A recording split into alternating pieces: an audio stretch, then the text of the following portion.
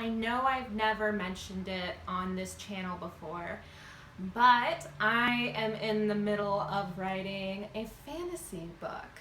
I'm really excited about it. I've been working really hard on it. I'm about 35,000 words in, which seems like so much and yet so little. But it's exciting because I'm almost to the halfway point, or what I assume will be the halfway point. Because generally fantasy books are between 80 to 100,000 words.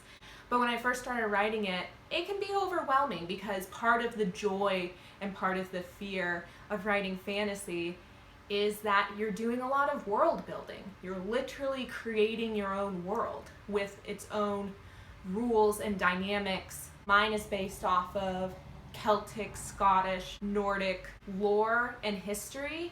It's still very much my own twist on things. So, especially when I was starting out, I did a lot of research on the very reliable platforms of Pinterest and Facebook and Tumblr, looking at what other fantasy writers have involving tips or advice. And again, you will find lists and lists and lists of world building. I literally, when I first started, I made a binder filled with world building questions. Goodbye. Or character questions. A lot of these are pretty basic, like your character's name and religion and marital status, which is a fair thing to think about before you start writing. And some world building questions I think can be really useful. Like, are there strict social classes? Kind of something interesting to think about when you're writing.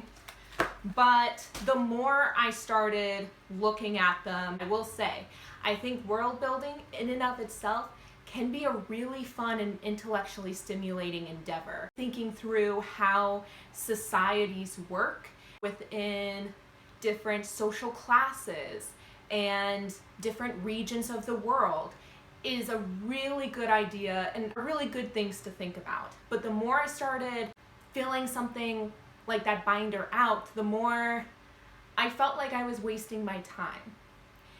And I found that I got so much more out of my story by just writing the story.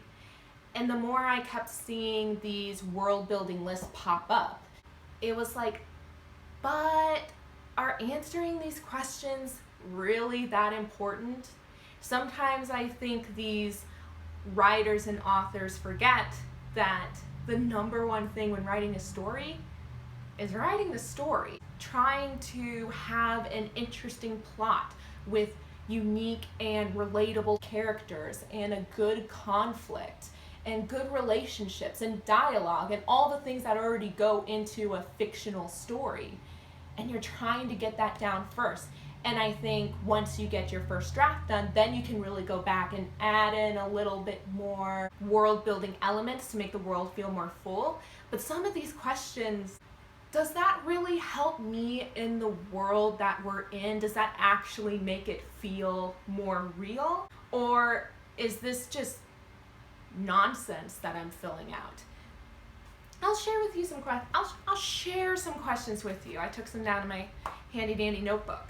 The way I see it is that unless this pertains to the plot and to your story, or your characters are somehow involved with this thing specifically, by not mentioning it, you can kind of presume that it's working, if that makes sense. I was having this conversation with my friend last night, and she's a huge Lord of the Rings fan.